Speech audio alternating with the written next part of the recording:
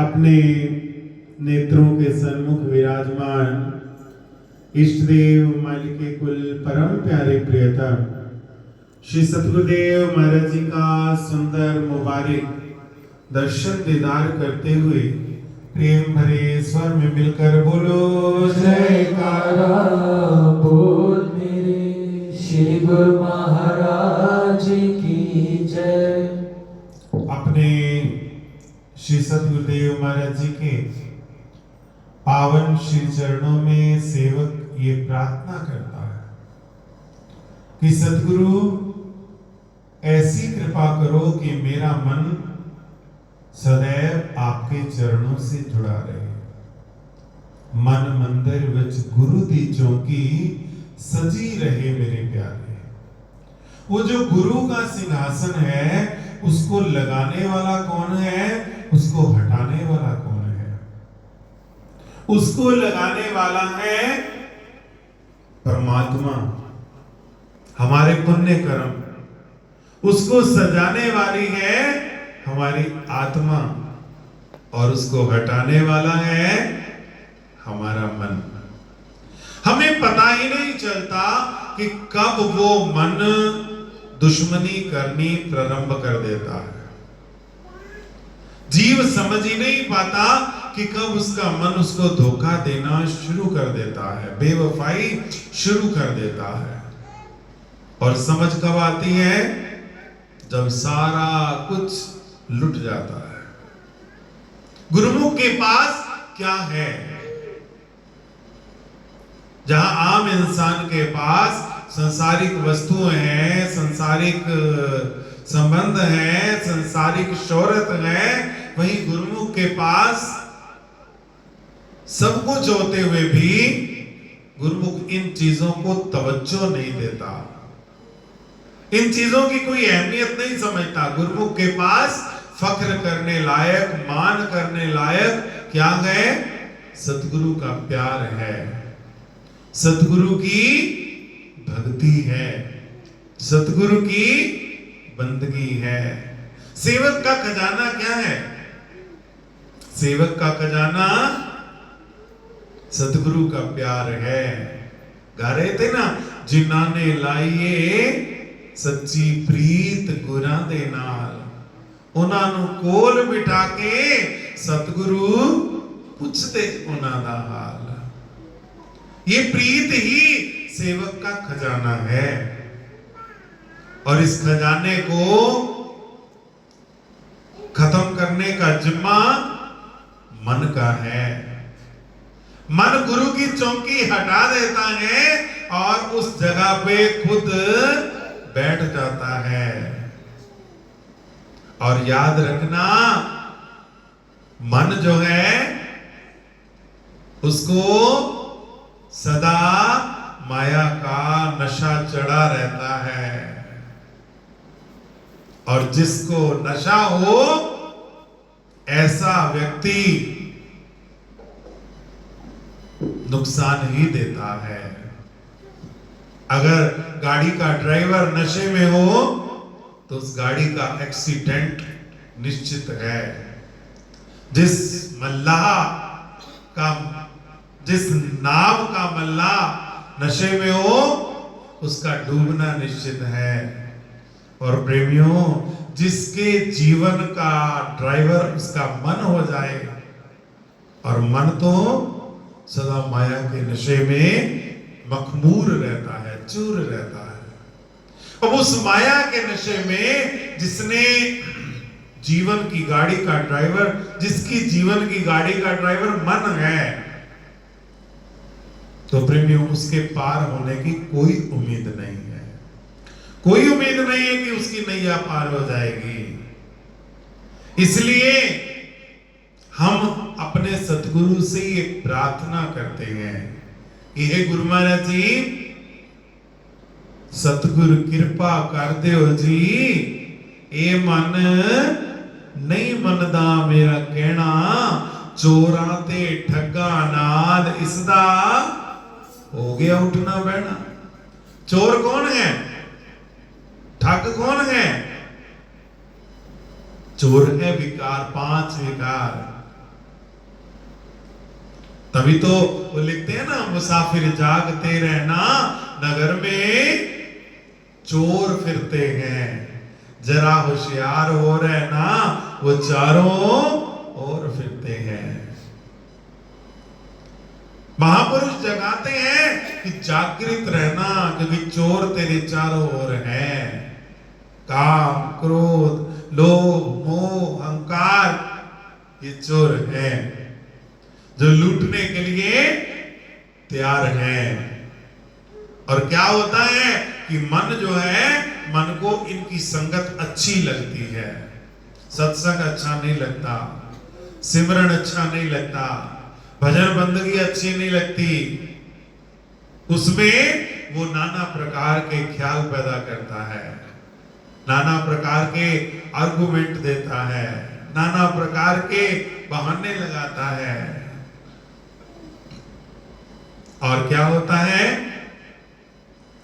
एक दिन यहीं से प्रारंभता होती है। प्रारंभता कहां से होती है? जब हम मन का कहना मानना शुरू कर देते हैं। और प्रेमियों, वो मन ही है जो जिसके लिए कहा कि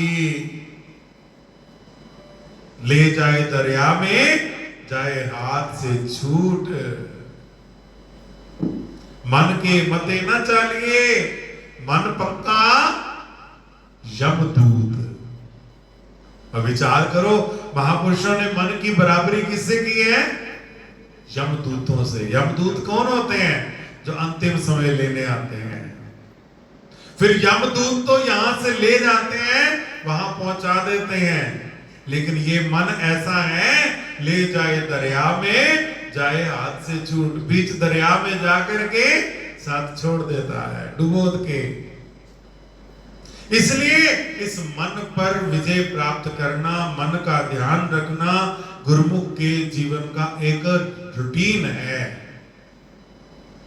एक रूटीन है कि मेरे जीवन पर किसका हुक्म चलता है, सतगुरु का या मन का।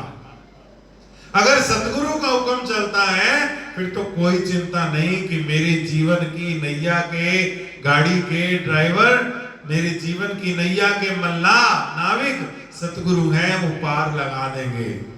और जहां ये एहसास हो जाए, जहां ये पता चल जाए कि ड्राइवर चेंज हो गया है, अब जो ड्राइवर है वो तो नशे में चूर है, तो एकदम अलर्ट हो जाना चाहिए। क्योंकि गुरुमुखो, तन बीमार हो तो उसके लिए बहुत अच्छे अच्छे इलाज हैं, एक से एक स्पेशलिस्ट हैं, एक से एक डॉक्टर हैं, एक से एक ट्रीटमेंट है। मगर जब मन बीमार हो जाए ना, तो मन का इलाज करने वाला इस संसार में कोई डॉक्टर है ही नहीं। क्यों? क्योंकि मन का इलाज करने वाले केवल सतगुरु हैं। और सिचुएशन क्या होती है, जब मन बीमार होता है तो उसको डॉक्टर के पास जाने से डर लगता है, वो डॉक्टर के पास जाना ही नहीं चाहता। अब डॉक्टर के पास जाएगा नहीं तो वो इलाज कैसे होगा? और इलाज नहीं होगा तो बीमारी दूर कैसे होगी? इस भेद को समझने की जरूरत है। हमारे ऊपर अगर मन हावी है तो इसका मतलब है कि हमारा मन बीमार हो गया है। क्यों? क्योंकि उसने अपना रूप दिखाना शुरू कर दिया है। तन की बीमारी का इलाज हो सकता है एक्सरे में, एमआरआई में, सीटी स्कैन में उसका फॉल्ट आ जाता है। मगर जो मन बेईमान हो जाता है तो मन के फॉल्ट को पकड़ने वाली केवल एक ही मशीन है। वो कौन है? केवल सतगुरु है। सतगुरु की दृष्टि पकड़ लेती है कि ये बीमार है, इसका मन इसे परेशान कर रहा है। अब इस बीमारी से बचने का तरीका क्या है कि मन को सतगुरु के साथ जोड़कर रखो, बस। इस मन को इतना छूट ना दो कि ये मन जो है वो आपको परेशान करने लग जाए। अपने मन को ये समझाना है कि ना जाने कद करके कृपा सतगुरु आन पधारे, मन मंदिर विच गुरु दी चौकी सजी रहे मेरे प्यारे। ए मेरे प्यारे मन, गुरु की चौकी सजी रहनी चाहिए, क्योंकि ये मन तो मस्किन सतगुरु का है, सतगुरु ही इसके वाली है। ख्याले गैर हुआ दाखिल तो दर्शन हो नहीं सकता। जीवन की गाड़ी को अगर सुचारू रूप से चलाना है, जीवन का आनंद लेना है, जीवन को अगर एंजॉय करना है, तो फिर तो मन से विपरीत चलना पड़ेगा। और अगर जीवन को डिस्ट्रॉय करना है तो फिर मन के अनुकूल चलो। जिसने अपने जीवन को डिस्ट्रॉय करना है उसके लिए तो बहुत सारे साधन हैं, मन ही सबसे बड़ा है। तो इसलिए हमें अपने मन को सतगुरु के चरणों से जोड़ना है। महापुरुष क्या समझाते हैं कि छिन छिन मन गुरु चरणन लावे, एक पलक छूटन नहीं पावे। अपने मन को क्षण क्षण गुरु चरणों से जोड़ना है, एक पल के लिए भी नहीं छोड़ना। हमेशा अपने मन पर इतना कंट्रोल तो रहना ही चाहिए ना कि जब भजन का समय हो, सत्संग का समय हो, आरती पूजा का समय हो, सेवा का समय हो, हमारे आत्म कल्याण का समय हो, उस समय मन इस टाइम में इंटरफेयर ना कर सके, अपना हुक्म ना चला सके, हमें परेशान ना कर सके। इतना हुक्म तो हमारा मन के ऊपर चलना चाहिए ना। अगर ये हुक्म हमारा चलता है, यानी हम मन से बाहर जाकर अपना सत्कर्म, सेवा, सत्संग, सिमरन, भजन, आरती पूजा कर रहे हैं, कर सकते हैं, तो फिर तो अभी बात कंट्रोल में है। और अगर हमारा मन हम पे हावी होने लग गया है, वो हमें सेवा, सुमिरन, सत्संग से जोड़ता नहीं, तोड़ता है, तो फिर काम खराब है। इसलिए उसका इलाज सतगुरु के शब्द में है। सतगुरु से संबंधित जितने भी कर्म हैं, चाहे वो सेवा है, चाहे वो सत्संग है, चाहे वो सुमिरन है, चाहे वो दर्शन है, चाहे वो आरती पूजा है, जितने भी शुभ कर्म हैं वो हमारे मन को गुरु चरणों से जोड़ने के लिए हैं। क्योंकि ये मन एक ऐसा पुर्जा है जिसका गुरु चरणों से जुड़ना बहुत जरूरी है। जोड़ने वाले सतगुरु हैं और तोड़ने में वो खुद ही पावरफुल है। उसको किसी ताकत की जरूरत नहीं, किसी एनर्जी की जरूरत नहीं। इसलिए हमने श्री गुरु महाराज से प्रार्थना करनी है कि गुरु महाराज जी, सतगुरु कृपा कर देव जी, ऐसी कृपा करो कि मेरा मन सदा सदा आपके चरणों से जुड़ा रहे। क्यों? चोरा ते ठग्गा नाल इसदा हो गया उठना बैठना। मन सतगुरु कृपा कर देव जी, ये मन नहीं मनदा मेरा कहना। जब हम सतगुरु से प्रार्थना करेंगे तो सतगुरु तो दयाल हैं, फिर वो हमें रास्ता बताएंगे। इस रास्ते पर चलोगे तो तुम्हारा मन तुम्हारे काबू में आ जाएगा। अगर इस रास्ते पर चलोगे, इस अनुसार चलोगे, तो मन पर विजय प्राप्त कर लोगे। और जब मन पर विजय प्राप्त कर लोगे तो फिर तुम्हें किसी पर विजय प्राप्त करने की जरूरत नहीं रहेगी, क्योंकि जिसने अपने मन को जीत लिया, मन जीते जग जीत। जिसने मन को जीत लिया उसने सारे संसार को जीत लिया। अब मन को जीतने की युक्ति सतगुरु बताते हैं। सिमरन, नाम जाप, सेवा। सेवा के द्वारा मन का मान मरता है, मिटता है। सेवा हमारे मान को खत्म करती है। कहते हैं कि एक बादशाह श्री कबीर साहब महाराज जी के चरणों में नाम दीक्षा के लिए आया तो विनती की कि महाराज जी नाम दीक्षा दो। तो महाराज जी ने फरमाया कि अभी नहीं, 40 दिन पहले सेवा करो। सेवा की, सारी सेवा चलती रही।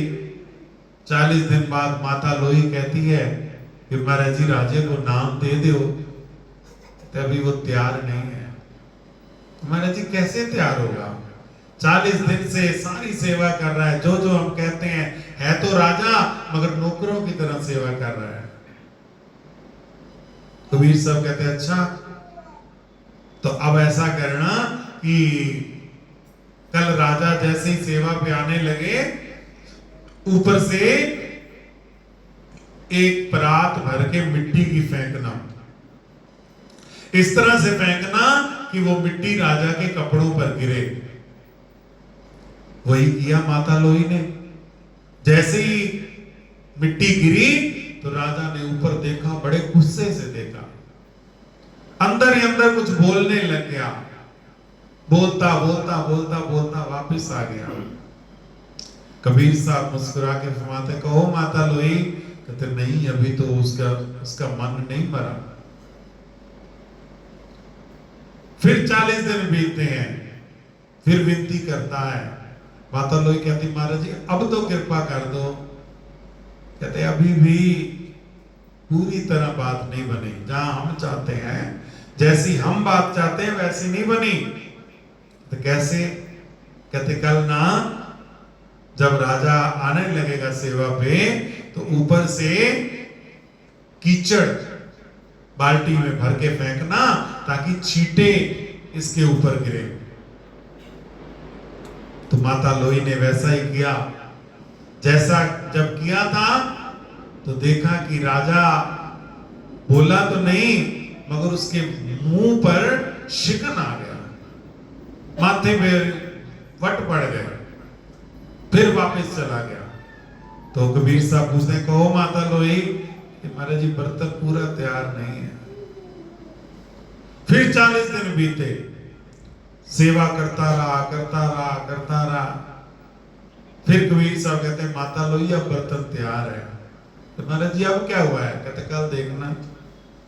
अगले दिन कबीर साहब कहते हैं कि आज एक बाल्टी में गोबर घोल ले। आगे तो तू ऐसे फेंकती थी कि राजा पर छींटे पड़े, मगर कल तूने ऐसे फेंकना है कि राजा के सिर के ऊपर वो गोबर गिरे। कहते महाराज जी कल तो फिर राजा मुझे मार ही देगा। पहले तो गुस्से से देखता था, मुंह में बुड़बुड़ करता था, अब मैं उसके ऊपर डालूंगी तो वो तो मेरी गर्दन ही उड़ा देगा, राजा तो है ही ना। कबीर साहब कहते तू अपना काम कर। तो माता लोई ने वैसे ही गोबर घोला और राजा के ऊपर बाल्टी ऐसे डाली कि राजा के सिर के ऊपर सारा गोबर आ गया। जब माता लोई नीचे आई तो राजा ने माता लोई के चरण पकड़ लिए कि माता तू वाकई ही माता है। आज तूने बता दिया कि ये गंदगी है, इस गंदगी के ऊपर गंदगी पड़ गई तो क्या फर्क पड़ता है? अंदर भी तो मिट्टी है, अंदर भी तो गोबर ही भरा है, अंदर भी तो गंदगी भरी है। आज तूने बता दिया कि जब तक अंदर की गंदगी साफ नहीं होगी, मन की मैल साफ नहीं होगी, तब तक बात नहीं बनेगी। कबीर साहब महाराज देखते हैं, मुस्कुराते हैं, कहते कि राजन आजा, अब तू आज नाम दीक्षा के लिए तैयार हो गया है। तो राजा नाम दीक्षा लेता है। कबीर साहब से माता लोई पूछते हैं महाराज जी इसका मन इतना निर्मल कैसे हो गया? नाम तो आपने दिया नहीं, सिमरन इसने किया नहीं, कौन सा तरीका था जिससे इसका मन मर गया? तो कबीर साहब फरमाते सेवा। जो इसने सेवा की, तन की जो सेवा है, तन की सेवा हो सकता है अभिमान बढ़ा दे, और मन की सेवा तो सतगुरु को पता है। मगर जो तन की सेवा है वो अगर मन चित से की जाए फिर अभिमान का हनन होने लगता है। इसलिए सेवा जो है वो मन को निर्मल बना देती है, मन को तैयार कर देती है। और जब तक हम सेवा ना करें, सतगुरु के बताए नाम का सिमरण ना करें, तब तक बात नहीं बनती। और जब तक मन तैयार नहीं होता तब तक तो पहले ही आपने सुना कि गाड़ी गलती जा रही है। वो सुनते हैं ना कि 4 दोस्त थे, वो घूमने फिरने गए, खाने पीने गए, खूब छक के खाया, शराब पी, तो सोचते हैं कि आज घर नहीं जाना, आज जो है आज हम नौका विहार करेंगे। तो नौका विहार के लिए चारों ने निश्चित किया कि थोड़ी थोड़ी देर सारे नौका चलाएंगे और नौका में आगरे से बैठेंगे और मथुरा पहुंच जाएंगे यमुना में। और रात को चारों ने छक के खाया, छक के पिया और किश्ती में बैठ गए। सारी रात नौका चलाई, सारी रात नौका चलाई। और जब सुबह हुई, दिन निकला और देखा कि घाट पर खड़े हैं, तो एक व्यक्ति को बुलाकर पूछते हैं कि ये बता, क्या मथुरा आगरा जैसा ही नजर आता है? कहते हैं नहीं। कहते फिर जैसा आगरे का घाट था वैसा ही घाट मथुरा का है। तो कौन सी मथुरा? आप तो आगरा में हैं। आगरा में हो ही नहीं सकता, हमने तो सारी रात किश्ती चलाई है, चारों दोस्तों ने मिल बांट के, हमारी तो बाजू में रह गई किश्ती चला चला के। तो वो पूछता है ये बताओ कि जब किश्ती चलानी शुरू की थी उससे पहले किश्ती का रस्सा खोला था? रस्सा तो खोला ही नहीं। वो नशे में इतने धुत हैं, इतने धुत हैं, उन्हें रस्सा खोलना ही याद नहीं है। और इसी कारण से जहां खड़े थे वहीं रह जाते हैं। तो ये माया का नशा, माया का नशा हमारे मन पर ऐसा हावी हो जाता है कि हम सब कर्म करते हैं। प्रेमियों, ऐसा नहीं कि अभिमानी व्यक्ति कर्म नहीं करता, दान भी करता है, पूजा भी करता है, जप भी करता है, तप भी करता है, नियम भी करता है, धर्म भी करता है। तो कार्तिक की कथा के अंदर आता है ना, ब्राह्मण तुलसी दल से भगवान की पूजा करता है और राजा जो है वो सोने चांदी से भगवान की पूजा करता है। पूजा तो कर रहा है।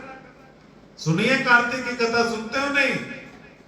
कार्तिक की कथा में एक अध्याय में वर्णन आता है।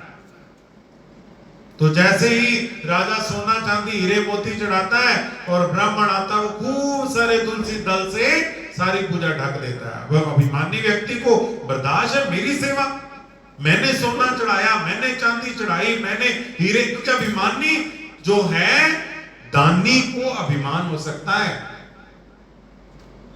अब अभिमान हो गया, उसको कहते तूने कभी भगवान की पूजा ही नहीं की, तूने कभी भगवान को भक्ति की नहीं, तुझे क्या पता कि हीरे मोतियों से भगवान की कैसे सेवा की जाती है। तो ब्राह्मण कहता भी मैं तो गरीब आदमी हूं, मेरे पास तो तुलसी दल ही है, मैंने बाहर से तोड़ा, जमुना जी से धोया और चढ़ा दिया। कहते नहीं, अब तो फैसला होगा। कहते काहे का फैसला? कहते ये फैसला होगा कि भगवान को किसकी भक्ति अच्छी लगती है, भगवान किससे रीझते हैं, सोने चांदी से या तुलसी दल से। क्योंकि उसको अभिमान था कि मेरे पास सब कुछ है। उसने वो रख दिया टारगेट कि 8 दिन के भीतर भीतर जिसको भगवान के दर्शन हो जाएंगे समझो वो जीत गया, और जिसको नहीं होंगे वो हार गया। आया अपने गुरुदेव, उसके जो राजगुरु थे मुद्गल ऋषि, उनको बुला के हवन शुरू करा दिया। खूब हवन, खूब लंगर, खूब भंडारे, खूब दान, खूब दक्षिणा। मगर उन सब के पीछे क्या था? एक ईर्ष्या और एक अभिमान। ये मन के हेल्पर हैं, मन के हेल्पर है काम, क्रोध, लोभ, मोह, अहंकार। क्योंकि मन का अपना स्वरूप तो है ही नहीं, मन का अपना कोई स्वरूप नहीं है। मन की ये पावर है, काम क्रोध लोभ मोह अहंकार। कभी वो क्रोध में आ जाता है तो क्रोध के थ्रू अपना काम करता है, कभी वो काम में आ जाता है, वो काम के थ्रू अपना काम करता है, कभी वो लोभ में, कभी मोह में, कभी अभिमान में, कभी मद में, कभी मत्सर में। अब राजा दान पुण्य भी कर रहा है, हवन भी कर रहा है, निराहार व्रत रहा 7 दिन, और उधर विष्णुदास भी 7 दिन निराहार व्रत रहता है। एक टाइम भोजन बनाता है और भगवान को अर्पण करता है। पहले दिन अर्पण किया और देखा कि कोई भोजन चुरा के ले गया। कोई बात नहीं, सोचता है अब दोबारा रोटी बनाऊं, आटा गूंदूं, चूल्हा जलाऊं, भोजन पकाऊं तो मेरी शाम की पूजा रह जाएगी। छोड़ो, कल देखेंगे। अगले दिन फिर तैयारी की, भोजन बनाया, फिर रखा, फिर कोई चुरा के ले गया। कहते 7 दिन ऐसा हुआ, 6 दिन, 7वें दिन सोचता है कि आज देखना है कौन है जो मेरी रोटी चुरा के ले जाता है। आंखें बंद की, देखा कौन आता है। जैसी जरा सी हलचल हुई, खोली तो क्या देखा, एक चंडाल, पतला सा, काला गलूटा, दीनहीन, अभी मर जाएगा, छुपता छुपाता आ रहा है, रोटी चुरा के जा रहा है। जैसे ही देखा, विष्णुदास ने आवाज दी, अरे सूखी रोटी क्यों ले जा रहे हो, घी लगाओ, ऐसे नहीं अच्छे से खाओ। जैसे ही उस चंडाल ने देखा कि विष्णुदास मेरे पीछे आ रहा है, तो चंडाल जो है वो मूर्छित हो गया, बेहोश हो गया। बेहोश हो गया तो विष्णुदास आया, कहता अरे, उसने उस चंडाल को अपनी गोद में ले लिया और अपने कपड़े से उसको हवा करने लगा और रोने लगा कि मेरी पूजा का क्या फायदा, भगवान का भगत तो बेहोश हो गया। उसके आंसू गिरने की देर थी, क्या देखता है कि सामने चंडाल तो अब गोद में नहीं है, मगर सामने साक्षात विष्णु भगवान खड़े हैं।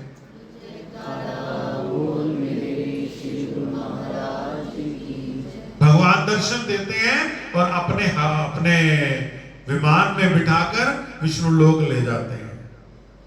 अब राजा देखता है ऊपर से, अरे जिसकी ईर्ष्या में मैंने ये कर्म किया था वो तो चला गया सचखंड, मैं तो यहीं का यहीं रह गया। अपने राजगुरु को बुला के कहते हैं कि आपकी पूजा पाठ जप तप दान सब बेकार है, कोई फायदा नहीं है। तो कहते मैं अब हवन में कूद के मरूंगा। जो गुरुदेव थे ऋषि मुद्गल, वो भी क्रोधित होके उन्होंने अपनी शिखा उखाड़ दी क्रोध के मारे। जब वो हवन में गिरा राजा, तब उसके बाद फिर भगवान का साक्षात्कार हुआ। कहते हैं कि विष्णुदास जो विष्णु प्रिय राजा था, वो शुरू से ही हवन यज्ञ करता रहा था, इसलिए उसकी संतान ही नहीं हुई। उसने अपने भांजे को राजगद्दी पर बिठाया। तो कहने का अभिप्राय कि जो दान पुण्य जप तप दान से बात नहीं बनती, जब तक सेवा ना की जाए।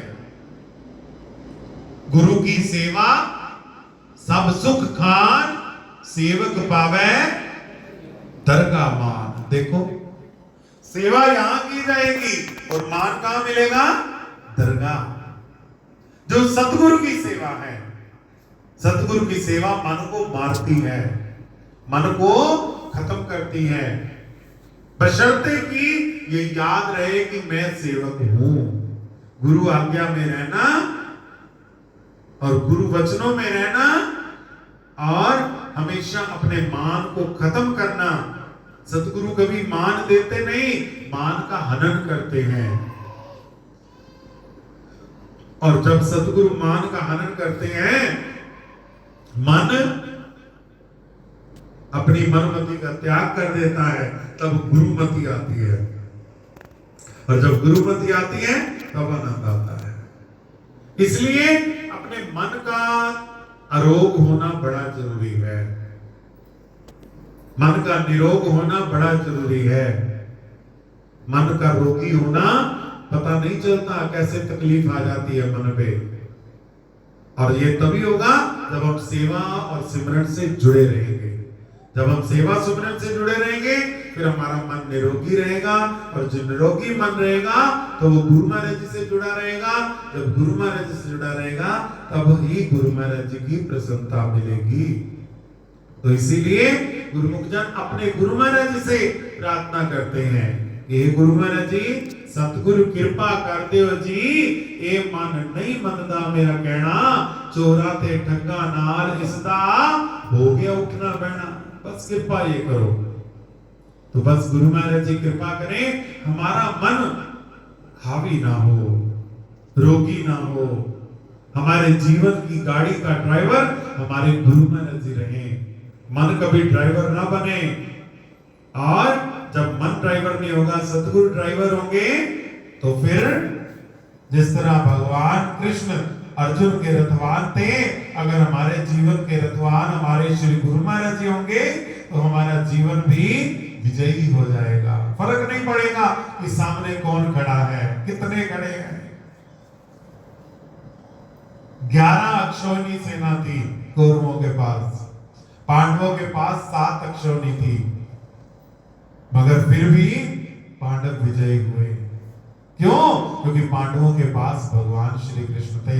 जब हम अपने जीवन की गाड़ी का ड्राइवर अपने गुरु महाराज जी को बना लेंगे तो सामने चाहे कोई भी खड़ा हो, कोई फर्क नहीं पड़ेगा। तो बस हम अपने जीवन की गाड़ी का ड्राइवर श्री गुरु महाराज जी को बनाए, ताकि वो एक भजन में आता ना, मैं अर्जुन होवा ना होवा तुसी कृष्ण भगवान हो, मेरे जीवन दे रथ दे आप तुसी रथवान हो। बस हम तो अर्जुन नहीं है, मगर ये तो कृष्ण है ही है ना। तो हम गुरु चरणों से जुड़े, गुरु वचनों पर चले, गुरु महाराज जी का आशीर्वाद पाए, जीवन का कल्याण करें। बोलो जयकारा। श्री गुरु